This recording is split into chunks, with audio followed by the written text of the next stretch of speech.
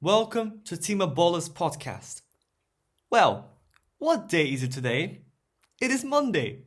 But what else is it? It is another day top of the league for Liverpool. What can I say? I'm absolutely thrilled after such a fantastic result, a landmark game to begin this important run of fixtures for Liverpool. A run of fixtures where we will play Arsenal, Bayer Leverkusen, Man City, etc., Real Madrid. A lot more interesting stuff ahead.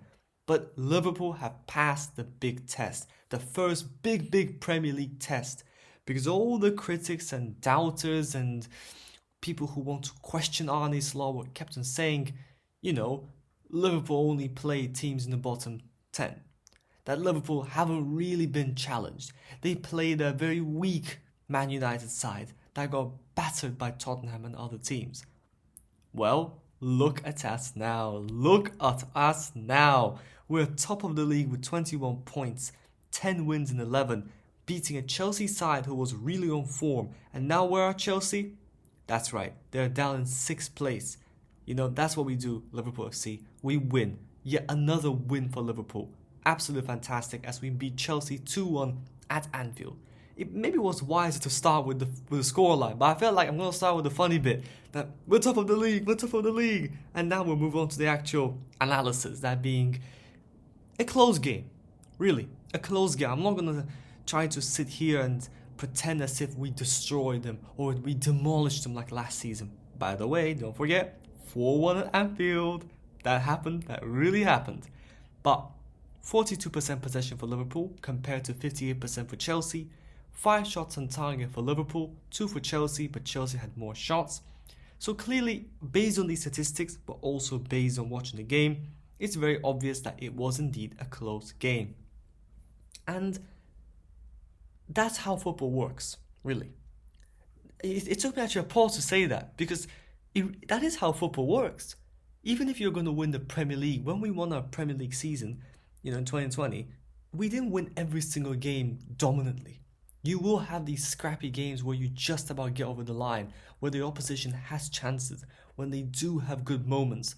But ultimately, we beat them. Arne Slot outclassed Enzo Maresca. We let Chelsea have the possession. We blocked off Cole Palmer by using Cody Gakpo, drawing him a bit in towards the midfield. So he blocked off Cole Palmer. Cole Palmer was more isolated. He wasn't able to do that much. Chelsea were not clinical in front of goal, and they were shaky at the back. They made defensive mistakes. Arguably, Tosin Adarabioyo should have been sent off, but regardless, we win the game. We had one penalty chalked off as well. So we win the game. You can't debate, you can't say anything.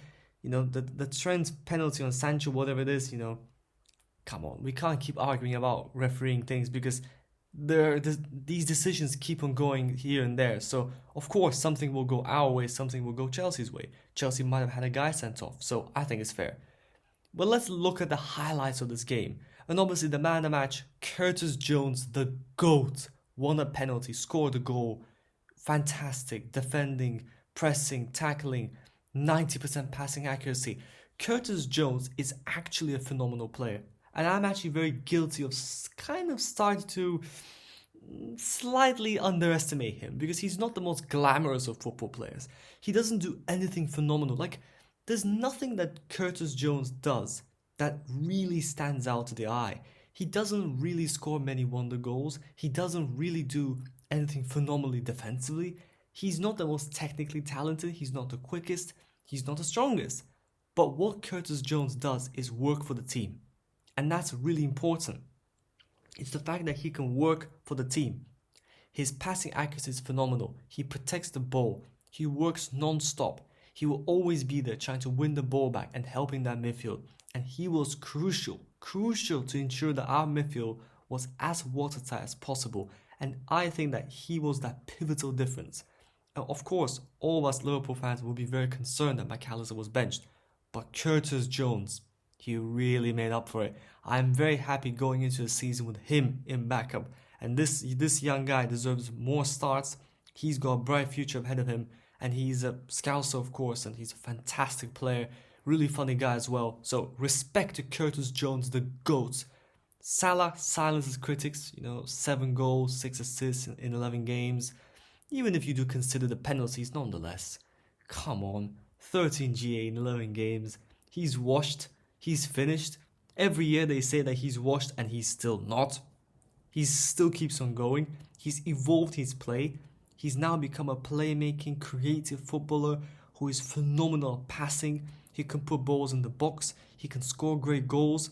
He's a fantastic player all around, and he was electric that game. He really had a positive impact, apart from the penalty as well. He was brilliant. And overall, Liverpool's defensive strength was fantastic. We kept them out. We held the line.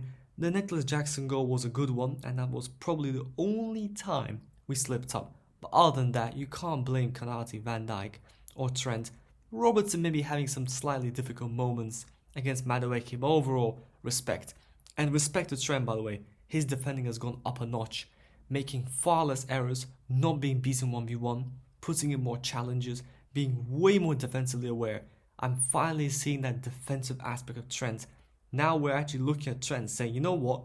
This guy's not a liability. He's not costing us goals. This man is no longer a liability to our defense. And he was a problem defensively for quite a while. Of course, when I say quite a while, I mean the season before, sometimes the last season. But fantastic work. I'm so happy for Liverpool. And fair play to Chelsea. You played very well.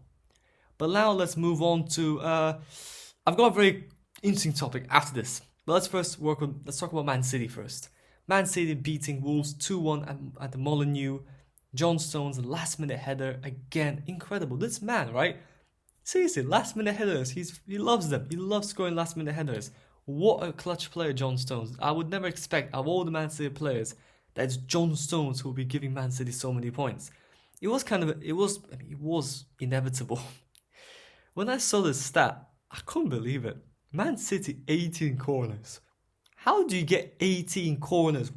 How? How do you get 18 corners? 78% possession. Then they had 22 shots and 7 on target. That's more reasonable. But 18 corners. 18 corners. That is actually remarkable. That's a corner every 5 minutes. Isn't it? Yeah, a corner every 5 minutes. Look, I feel sorry for Wolves. They did their best. They defended well. They were valiant in their defense. Gary O'Neill deserves respect because that team tried so hard. But we are talking about the reigning world champions. Not world champions, sorry. Premier League champions. Premier League champions. I always automatically say Man City like world champions. I forget about Real Madrid. It's so easy sometimes to forget that Real Madrid exists. We spend so much time talking about the Premier League that sometimes we forget Real Madrid is like knock knock hello, and yeah, that's what's gonna happen on. No. When they play us at Anfield, we'll destroy them, of course. But what I'm saying is, we talk about the Premier League and we forget about who Madrid are. But yeah, of course, we are deviating. By the way, we are completely going off topic. Let's go back to the Premier League. So yeah, I feel very sorry for Wolves. I think they had a good defense. Nelson Semedo should have scored the second goal, but Josko Gvardiol, what a player. Who would have expected that Josko Gvardiol would turn into this brilliant goal scorer, scoring from outside the box, scoring crucial goals in big games, and then making a brilliant recovery run to kind of put off Semedo a little bit, and then he misses the chance. Look, massive respect to Gvardiol. I'm really angry that we didn't sign him. He is apparently a Liverpool fan. He was signed by Man City the season before, 90 million euros, and honestly, that feels like a bargain to me now. Because this guy's left back, centre back, goal scorer. You might as well play him as a striker. I think if Haaland's injured or he needs rotating, put Josko Gvardiol. The man will score goals. But now it's time for probably the most funny part of this segment, of this podcast. And that is Arsenal bottled it. I'm sorry, Arsenal fans. I don't want to disrespect the Arsenal audience. I've had Arsenal fans on this show. We'll have more in the future. But you bottled it. There's no other way for it. You absolutely bottled it. To get beaten by Bournemouth 2-0 is actually come on. It is a bottle job. And not just that, you had one shot on target the entire game. You got that red card and you absolutely crumbled. Clearly, Arsenal do not have what it takes to handle a red card. Look back at last season at Liverpool. We went to a red card at St. James Park, and yet we still win that game. We had a red card when we played Bournemouth. We still won the game. We had 2 red cards against Spurs, We lost 2-1, but if you add on the goal that was accidentally disallowed, the Diaz goal, it would have been a draw. And then against the Arsenal game, we had a red card later on, but we were losing by then anyways. But the thing is that part of being a phenomenal team and winning the Premier League is the mentality. You need to be able to not crumble away. So when you hit adversity, when you hit these challenges, you need to deal with them. Last season, Liverpool proved that we can deal with adversities. Eventually, we did also fall off. But when we had the red cards, we kept on going. We won those games. Not all, but we still won. When we had the injury crisis, we moved on. When we had the news with Klopp, it still pushed us on. I know we fell away at the end, but what I'm trying to say here is that Arsenal clearly could not handle this pressure. 3 times they've had a red card this season, and they've only picked up 2 out of 9 points from these 3 games. Talking of discipline, by the way, that's not really good. You should not be getting 3 red cards. It is very harsh on Arsenal, and I do feel sorry for them because the first red was unfortunate, the second red was unfortunate, and this red was controversial. Why was it controversial? Well, let's talk about it. So William Saliba fouled Ivan Nilsson when he was through on goal after a loose pass by Trossard. By the way, absolutely ridiculous pass by Trossard. And because it's a denial of a clear goal scoring opportunity, it's so hard to pronounce it. Dogsko, denial of clear goal scoring opportunity. Saliba was brandished a red card. It was actually upgraded. It was first a yellow and then upgraded to a red. But what made this very controversial is not that game. It's the fact that literally the next day, Tosin Adarabioyo does something very similar to Diego Jota and doesn't get a red. So it's once again this complete ridiculousness and shambles of the Premier League. And what makes it even more kind of funnier is that Howard Webb was actually at the Bournemouth game. Like, he was literally at the game and he watched it and he watched that. And then literally the next day, a similar situation, different result. So obviously Arsenal are being treated very harshly here, and Arsenal fans are more than entitled to complain and to say it's unfair, because it is a bit unfair.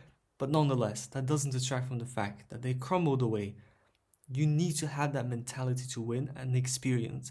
You need to have that know-how. That's what Man City and Liverpool have, is being able to win. When you've got Champions League and Premier League winners like Virgil van Dijk, Trent Alexander-Arnold, Andrew Robertson, Mo Salah, these players will pull you through. With Man City, it's the same thing with players like John Stones, Ruben Dias, Erling Haaland.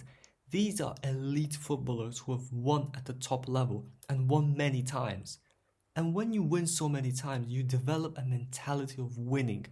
And I think what Arsenal are missing is that bit of mentality. And even their manager Arteta, I'm not quite sure he's got that know-how, what to do in the right moment, who to put on. Because that game, they bring on Jacob Kiwior in place of Sterling after the red card. But then you ask the question, so you're taking off your quickest player, Saka is not on the pitch by the way, so you're taking off your quickest player, you're putting on Jacob Kiwior, and then you sub off Kiwior again. So it just doesn't make much sense, does it? You bring on Kiwior, you bring him off.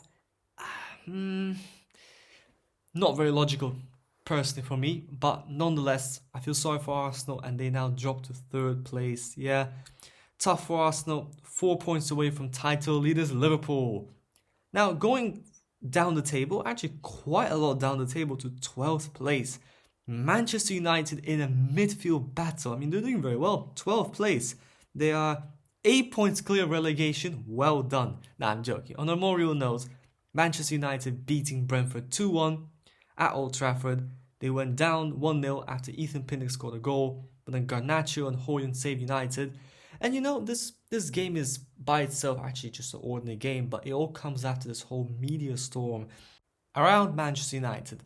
And of course, Erik ten Hag could have easily been sacked because he had a terrible run of games, drawing to Crystal Palace, FC20, being humiliated by Spurs, drawing Porto, drawing Aston Villa, falling to 14th place in the Premier League.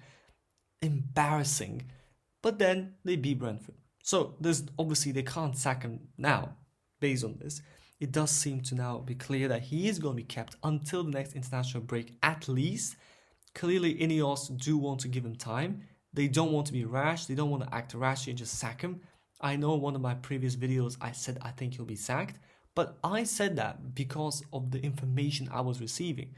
The information, the consensus I saw was that those two games, Villa and Porto, were the ones which would decide his time at United. He had 2 draws, and the Aston Villa game seemed bizarre as ever for reasons I explained earlier. So it seemed natural that he would be sacked. It was an international break, so it made sense. But they've clearly decided to keep on with him because it's still very early in the season. If they are going to sack him, I think it's a decision that will be made at the next international break or even by Christmas and the New Year. So clearly staying around with Ten Hag are Man United, and this is a very important time for Man United because what's I think important, it's not the big games that will define whether or not Ten Hag stays or not. I don't think being beaten by Liverpool means necessarily Ten Hag isn't good enough, because you expect Liverpool to be beating Man United, probably home and away. After all, Liverpool are a far better team with far better players and everything. But what will be defining for Man United is these other games. So looking at it, they're playing West Ham on the 27th of October away. Then they've got a Chelsea home game, very important. They've got Leicester at home, Ipswich away, Everton at home, and then Arsenal away on the 4th of December. So we've got a number of crucially important Premier League games where you expect Man United to win. And they've got to win those games, because if you can't win these easy games, the manager loses all credibility. I think if Ten Hag were to be sacked, it would be off the back of one of those humiliating defeats to a small team. Losing to someone like Arsenal or Man City isn't going to really cause you to get sacked. So yeah, that's what I have to say about Manchester United. And before I finish this episode, I do want to just say respect to Jamie Vardy. Respect the legend, the GOAT, Premier League winner, 37 years old, still at the club, literally played in the Sunday League, then went up to win the Premier League, went down to the Championship. Now he's back in the Premier League, scored 3 goals this season. He's a captain, drinking that Red Bull. He's a leader. And of course, Leicester 3-2 Southampton. It's a crucial game for Leicester to get another win. And, simply put, Southampton completely bottled it. They were up 2-0 and absolutely bottled it. And also got a red card in the process. So, embarrassing for Southampton. They are 19th place. But Leicester climbing the ranks now up to 14th, 6 points clear relegation. Look, I've said it before. If one of these teams, these newly promoted Championship teams, will stay, it's got to be Leicester, because they've still got that Premier League players. They've still got the talent, and I think Steve Cooper is a very, very talented manager who's very competent. So here we go. I have indeed reviewed the key highlights of this week. As always, I'm not going to be covering every single game. I think that's rather not very interesting. Let's instead pay attention to the most fun bits. But yeah, if you think that, for instance, Spurs beating at West Ham 4-1, Fulham losing 1-3 to Aston Villa, Brighton beating Newcastle, so other cool stuff going on. Everton 2-0 victory over Ipswich, redemption for Sean Dyche. So overall, yeah, it's a very interesting week of Premier League action. Looking forward to more, because obviously next Sunday, massive game for Liverpool away at Arsenal. So thank you so much for listening to this episode. Please do like and subscribe on the YouTube channel. It really helps. Leave a comment. I do want that interaction to hear your opinion. So yeah, thank you so much and see you soon.